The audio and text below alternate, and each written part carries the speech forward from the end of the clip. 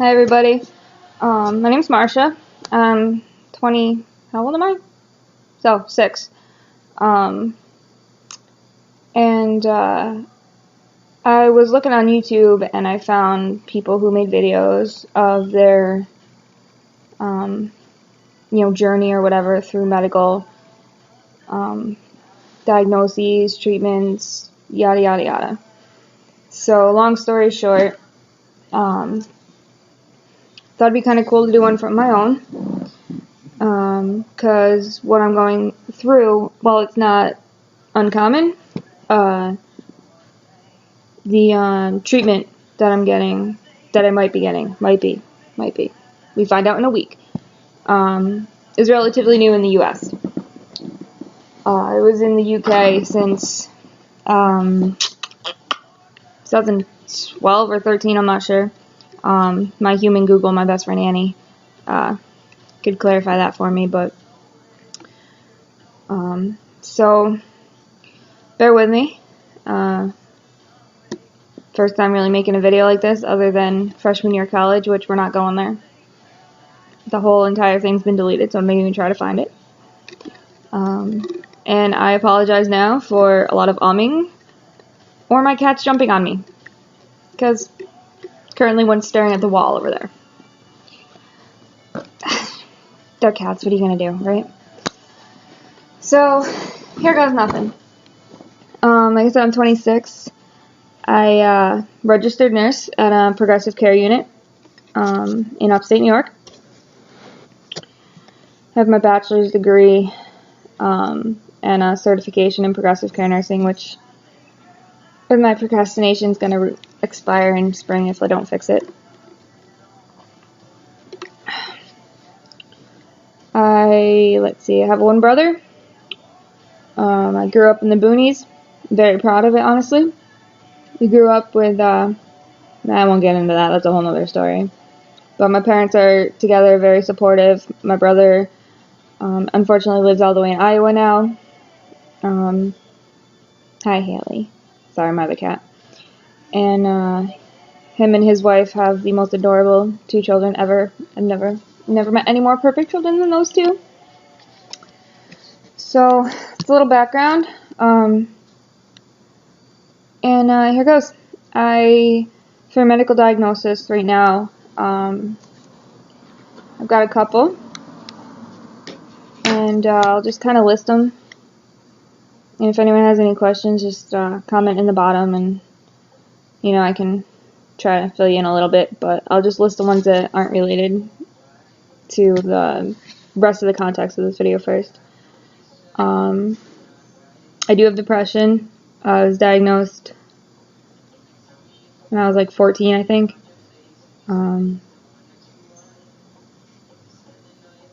Yeah, that was fun.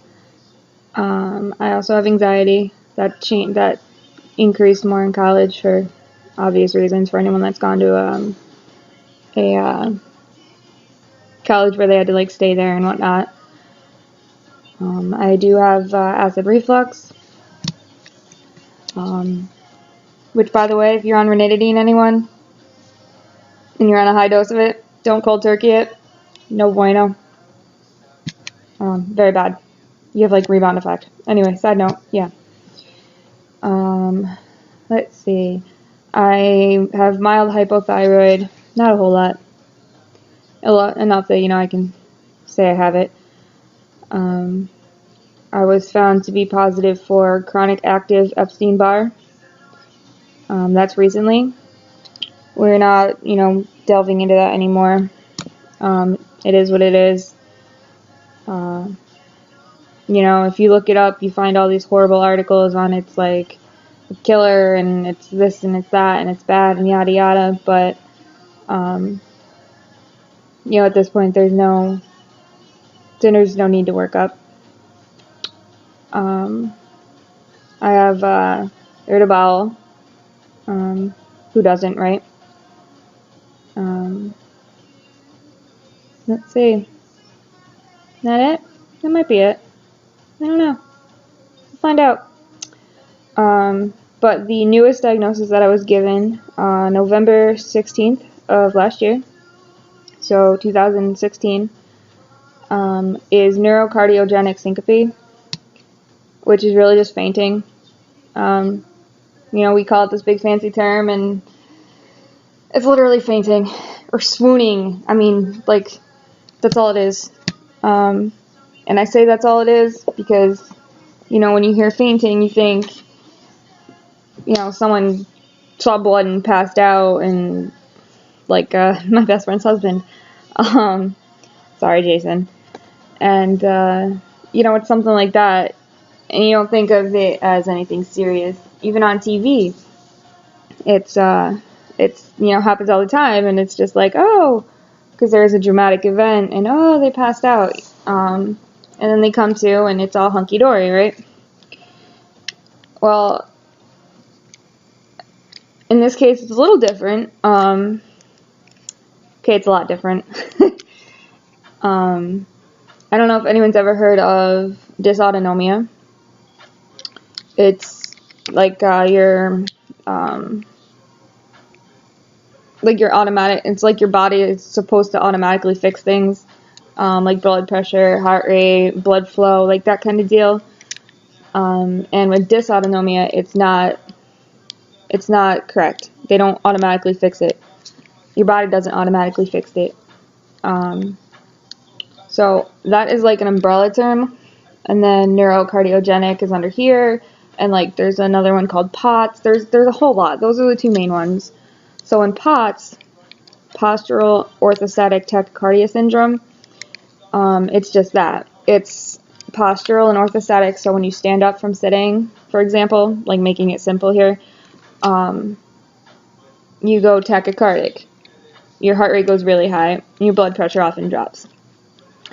In the syncope side of this, your heart rate actually slows down, which leads to your blood pressure coming down. So in my case, my heart rate stops. What are you going to do, right?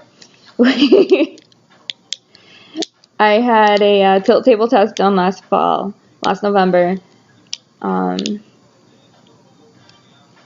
Actually, let me back up for a second. Sorry, guys. So the reason I had the tilt test done, and the reason I had any sort of cardiac anything done, was I was having these episodes, and I've had them since I was a child. I mean, dang. I remember like 8 years old, and we're out at the mall, which is like 45 minutes from where I grew up, so it was a huge day trip.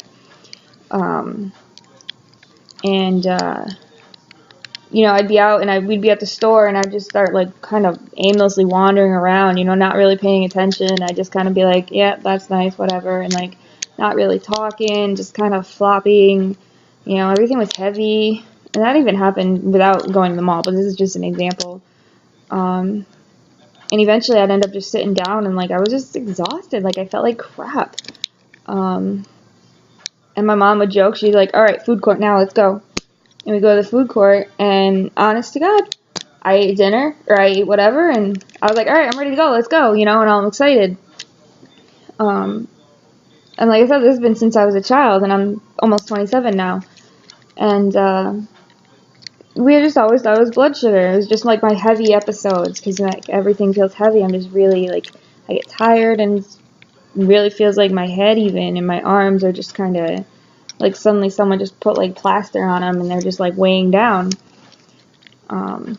There's a lot more to it than that, which I'll get into, but if I ate or if I drank, it gets better. So we were like, oh, blood sugar. I bought my own kit, started testing it once in a while. At the same time, I was being worked up for Cushing's, which is negative. Yay, I don't have a tumor probably. And it was only like 74, so normal's like 60 to 100. So for the average person, that's pretty darn good. It was endocrine kind of blew off the blood sugar. It was like, no, it's no big deal. You're fine. It's not this. So because I also get really pale, and kind of like cool and clammy and all, whatnot, I had a tilt test done. So I'm laying there, we're getting hooked up, my best friend brought me in, she went off to HR and did whatever she had to do while I was doing it, figured, alright, this is going to be fun, I'm going to be here a while, no big deal. gonna go get some ice cream, dinner, and go to my soccer game after. Cool, right? No, not quite so much. You know, they hooked me up. I'm laying there. I have never in my life seen this many cords attached to somebody. And I work in a progressive care unit, so it's not quite nice of you. But let me tell you, there are a crap load of cords in our unit. And I've been down into SICU and MICU. And I have never seen this many cords on somebody. They were monitoring my heart. The only thing I swear they didn't do, actually no, they did have one on my back. That's a lie. They were everywhere. I'm like, I felt bad for him. We're talking to him. I'm like, I'm so sorry you're doing all this. Like, it's, you know, putting all the nurses through this, you know, for something that's nothing. Like, all right, we'll just have a good 20-minute, 30-minute conversation, right? So, all right, everything looks fine. My heart rate's like, well, it's a little high. It was kind of in the 90s. Well, no, not 90s. It was like in the 80s, which is high for me just laying down. Because I was nervous. My blood pressure was kind of in the 130s a little bit. Because even though I knew it was fine, I was still a little nervous, you know. I was like, what? It's a big event going on. You know, like, we're getting hooked up in tubes and blood pressures and everything. So it wasn't any big deal. And then a tilt test is literally like you're laying flat, and then there's a baseboard here. So you're laying there. They got a strap across your chest or your belly, whatever. And they tilt you upright. I don't remember if they actually go to 90 or not, to be honest, but it's close enough. You get the point. And the whole reason that this actually does anything is that you're not controlling your movements. You know, your leg muscles, your abdominal muscles, anything that you're doing normally for your system to, like, process that you're sitting up, you're not doing. It's being done for you. So your body is all completely relaxed and at baseline. And then once you're upright, you know, you talk to them, you're doing whatever, and then after so many minutes, if you have no symptoms, no changes on your EKG, no nothing, they'll give you, I don't know if it's the same everywhere, but here we give you a little spray of nitro under the tongue, which is nitroglycerin. It's a dilator of, like, all your vessels. People who have heart attacks and whatnot, we give them nitroglycerin because it helps relax all those vessels so the blood can flow. They give you that in hopes to try to trigger something and see if maybe they can find something that's deeply hidden. So I stood up on the table. The table stood me up. I'm up for almost 3 minutes, and I was out cold. I remember standing up. I remember them asking me about my job, telling them what I do, and then I'm like, oh, I don't feel so good. And they're trying to get me to tell them what doesn't feel good because they want to know exactly what's happening so they can record all this and correlate it to the vitals and all that. And I'm trying to focus with them, and I'm like kind of getting out, like I just don't feel good. I'm cold. I'm like kind of hot and kind of cold and this and that. And then the next thing I remember waking up, I wasn't even up, I think, not quite 3 minutes. And I was unconscious for, they told my primary about 6 minutes I was unconscious for. So not quite blood sugar. And that's like literally the first thing. So I woke up, and originally when I pass out, I haven't passed out in years, and I'll get to that too. But when I first pass out, when I come to, like, it's almost like I'm post-ictal, which is like post-seizure. I can hear you talking to me, and this is kind of happening right before I pass out too. I can hear you talking to me, but I cannot respond. And I know, like, I'll know what I want to say. You know, it's like enough that I can kind of process that there's words and I know what to say, but it's not enough functioning yet for me to even form any words or do any movements. I can't even, like, sign it if I wanted to sign it. And then once I finally was able to talk, I was like, what the hell happened? And they're like, it's not your blood sugar. You need to see a cardiologist. And they were actually flustered. I think there's two nurses and a tech maybe. And And now being a nurse myself, like, if you see a nurse flustered, there's probably a good chance that there's actually something serious going on. We're kind of not trained, but trained not to get flustered, or at least not to show it. We can be flustered inside, but we're not supposed to show it, right? You guys don't want to know when stuff's going wrong, and, well, you do want to know when stuff's going wrong, but that's not the point. You get my point. It was a little funny. I was like, all right, like, whatever, what happened? And no one would tell me. They literally, like, wouldn't tell me. Eventually we were able to get it out of them a little bit, and they found my friend. They called her. She'd finally come back from wherever she was, so she was in the room with me. And needless to say, my heart stopped for 8 seconds. I had an 8-second pause, which correlates to like an 18 beats per minute of a heart rate kind of deal. 8-second pause, and then by the time I got normal beats, so there's like a crap load of different beats, I'm not going to get into that, but like I had, so it's literally a flat line, like you see on TV, flat line, you know, with the ee noise. It was a flat line, and then there was a couple like random beats. They're called escape beats. They're not pumping a whole lot of anything, but they're there. There's something, you know, your heart's at least got a little firing, a little electrical activity. So 8 seconds of nothing, and then I had, if I remember correctly, it was about 4 seconds of like those kind of escape beats before I had a normal heart rate again. I almost got admitted that day. Thankfully I did not. I did get my ice cream, and I did get my dinner. I also got a 30-day Holter monitor, which actually broke halfway through, and then he told me to take it off anyway because I had no pauses at that time. I did not get to play soccer. I was so very sad. And I also suddenly won myself a cardiologist. Out of the blue. He was the one on that day. That's who I got. Turns out I got lucky because the other one actually left, so he's the only one at the hospital right now, I believe. I think they hired somebody new, but not then.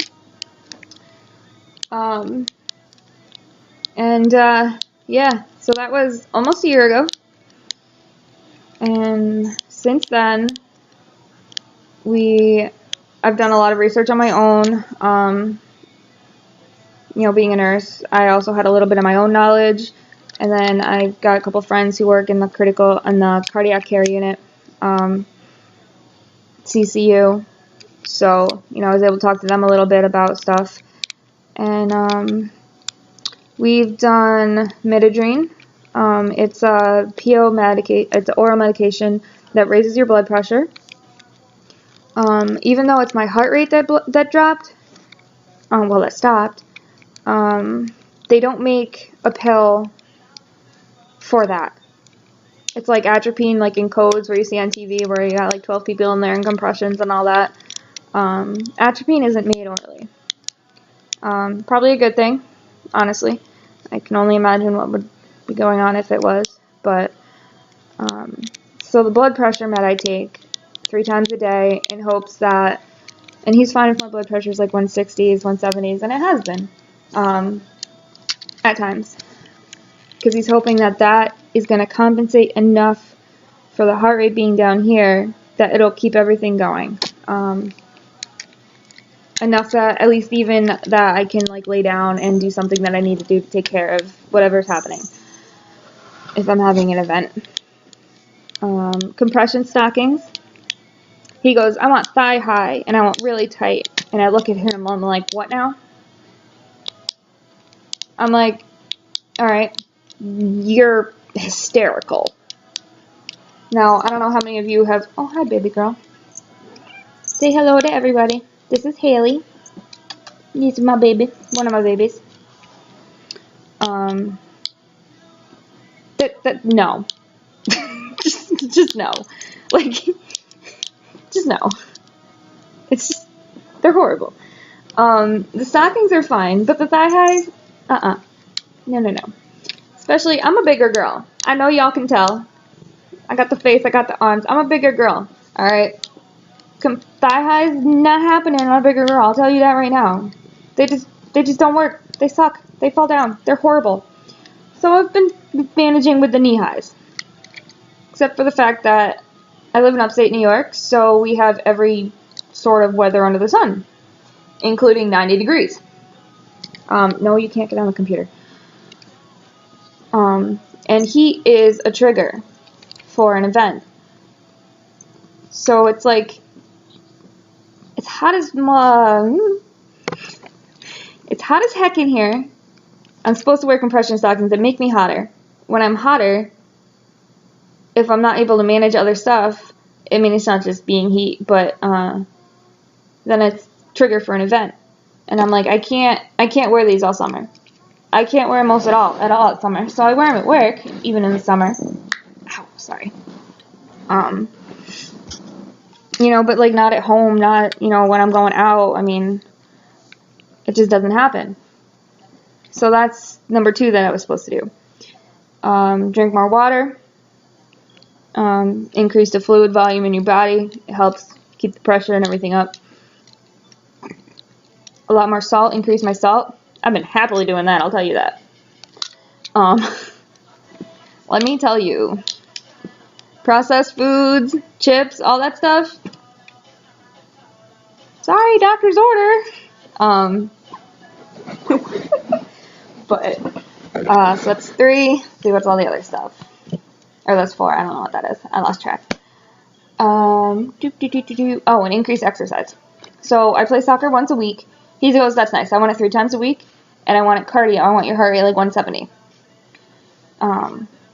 Which, being a bigger girl for me, doesn't take a whole lot. But still. I failed at that epically. Complete fail, honestly. 2 days a week is the most I get. As you can see, I'm lazy. I am lazy. But, you know, I tried. I'm trying.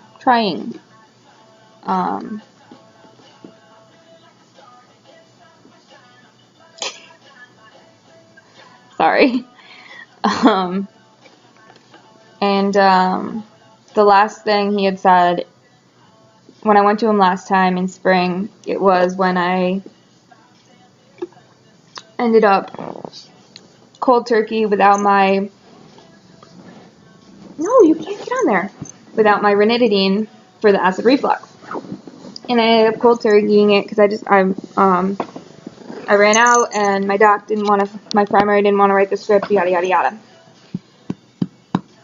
So, I mean, I was like, I think I was horizontal, like, all day, every day. It was horrible. Even at work, anytime I could, I was sitting down, and I remember I was charting with my head, like, on my arm, like, charting like this on the computer, because I felt like crap. So for triggers, any sickness at all, anytime I'm sick, especially GI, anytime there's a GI issue going on, it's a trigger and it makes it worse. And I was nauseous, I had stomach pains, I had heartburn, like, I was barely eating, still didn't lose weight, go figure.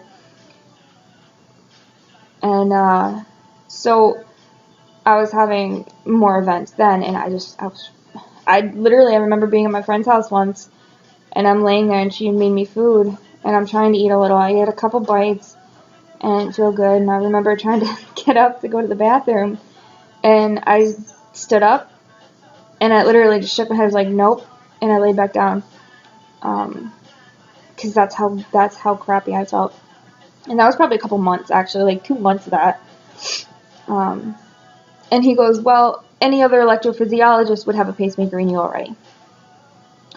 Because my heart didn't just slow, my heart stopped. I had no blood pressure, I had no pulse, I had nothing. Now for a little, like, comparison, the American Heart Association teaches that for, like, compressions, you feel for a pulse no more than 10 seconds before you start compressions on somebody. And if your heart's slow, you're not gonna feel an 18 beats per minute heart rate in 10 seconds. Oftentimes you'll feel your own heart rate. So mine was 8 seconds, and it had those few random beats for another 4 after that's 12 total. No, I did not have compressions done because they could see everything going on.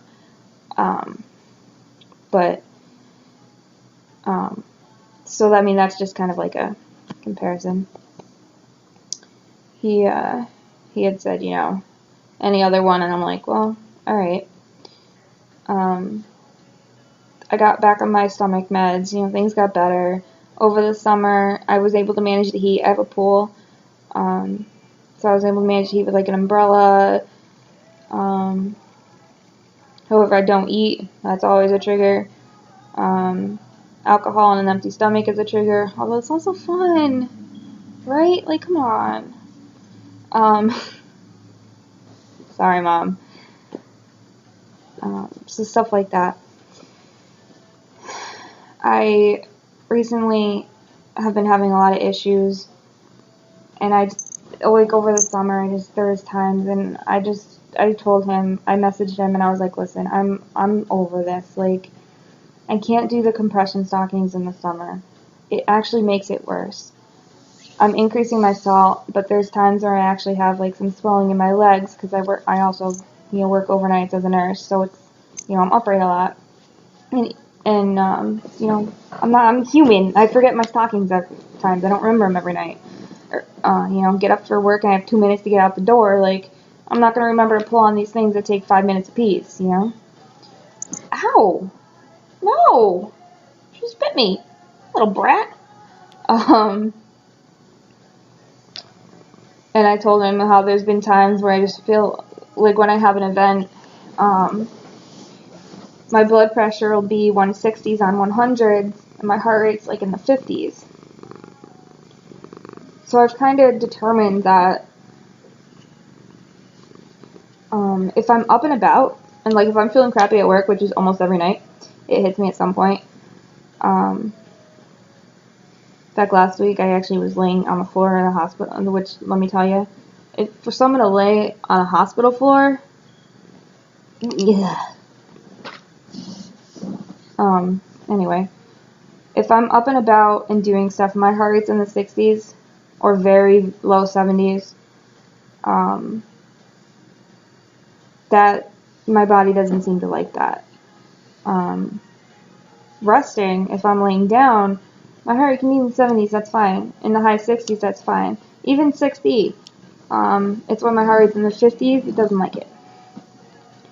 And I've been an athlete my whole life up until college, so I played soccer. I was outside growing up. I was outside every day for like 2 hours playing soccer, running track, something.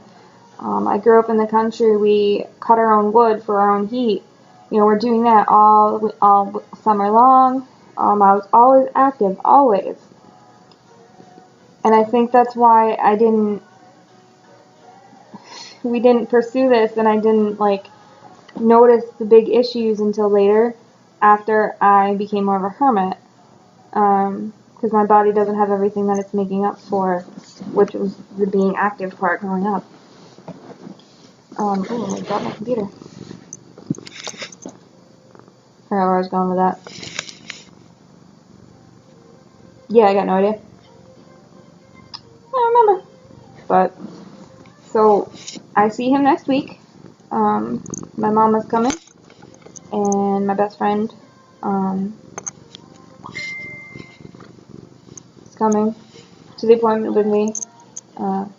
My mom's there. She doesn't know of all the events. She doesn't know exactly how they happen or what's going on with them. Because, well, I can't make my mama worry, right? Sorry, Mom. You're going to hear this someday, I know. And my other friend, she's seen a few tiny, mini events, I call them. Nothing big, where it's just kind of either I'll feel heavy or I'll feel cold suddenly. I can literally feel the blood draining out of my body. Something small. She's never truly witnessed a bigger event, which my other best friend and coworker has.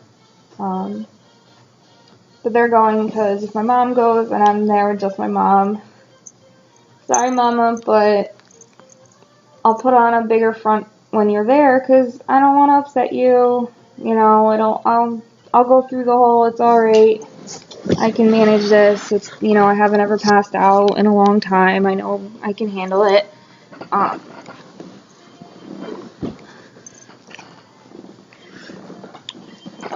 So, my, Shelly's coming to help me keep my crap focused on the fact that I hate it. I hate it. Every time I'm having an event, I'm just like, I end up getting a little anxious too, because I'm just like over it. I'm like, just make it stop. Like, please, I can't stand it. I hate it. So I go next week. There is a very good chance I'll be getting a pacemaker. So, lucky me though, there is a relatively new pacemaker out there. It's called the Micro Pacer by Medtronics. It is a little bigger than a multivitamin. And instead of having a cut, well, it'd be over here.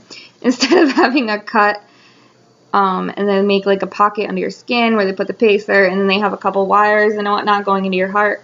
Instead of all that, this pacemaker is actually implanted internally inside your ventricle, which is the larger portion of your heart that beats. There's like too little and too big. They go into your groin. If anyone's ever seen a Foley catheter, bigger than that. It's kind of big, but they have to. They go into your groin all the way up to your heart, and it attaches to the inside of your wall, the muscle in your ventricle, and you know, they give it a little tug, make sure it's not going to come out, and that's all it is. That's it. Battery life's like 12 years compared to. Speaking of Medidream, time to take my meds. I don't know what I was saying. The battery life. It's a lot longer. Easier recovery with a normal pacer. You can't, lift your arm or lift anything heavy for up to a month. Which, as much as, a month off of work sounds really nice. I live alone in a house. I own an entire house. I live alone. I have 2 cats. Like, I'm a nurse. That would kind of stink. So, it's only for certain people. I mean, not everyone can have this type of pacemaker, for obvious reasons, but, one reason is, like, it's only a single chamber, meaning it only paces one part. Some people need pacers that pace, like, 2 different sections, the top and the bottom. Some people need one that actually shocks them.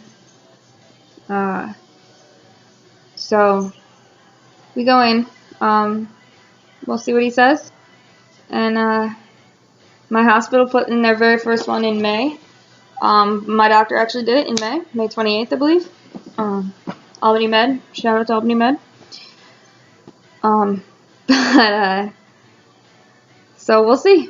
We'll go from there. But he'll be alright. I'm not too worried. The only thing I'm worried about, and I discovered this when I was with my niece and nephew. Love them to death. Oh my gosh, love them so much. I had them for like 4 or 5 days straight. Took them out. I had them all day with me. We're doing all sorts of stuff. And we went to this place called like an Imaginarium in Cedar Rapids, or Waterloo, Iowa.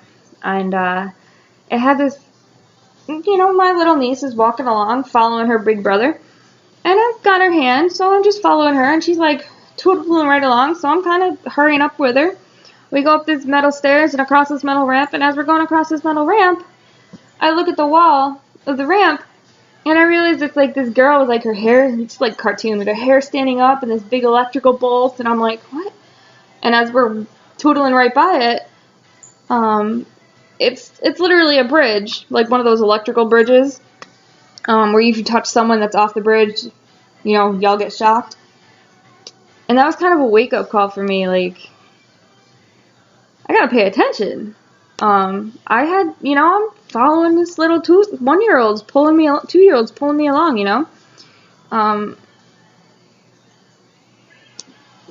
think about everything. So, Granted, it's not like those things are all over the place. I mean, you know, with the new pacemakers, even regular pacemakers, you can stand in front of the microwave. I just wouldn't stand there forever. You can use cell phones, even on this side, just don't, like, lay on it for hours. You know, but still, it's kind of like, oh. And flying, they want you to make them aware, but the wand, or the wave, I think, the security thing where you stand like this, those are perfectly fine. It's all X-ray, it's not metal detector or anything, so, but we'll see. So after my tilt table test, I came into work the next night, and I was like, dead man walking, y'all, dead man walking. And I walked in. I was having so much fun with it. You know, I was like, oh, whatever. I actually got my mom, myself, and my best friend a shirt. We're going to wear them to the appointment. And it's a good thing my mom understands my sense of humor, even if she doesn't always have the same sense of humor. I'm a nurse. You have to have a little bit of a warped sense of humor, right? That, and I'm a Vincent and a Wheeler, so I have a really big warped sense of humor. But let me see if I can find that shirt. It's I'm such a dork. I love it.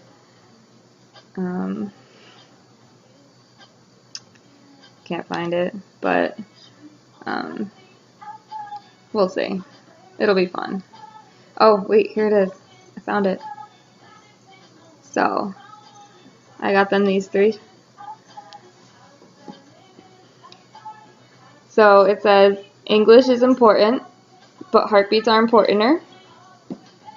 And then the other one, top one, says, when your bestie's heart short circuits. And it's got like an electrical wire and some heartbeats. And the bottom one says, my daughter's heart stops, what can yours do?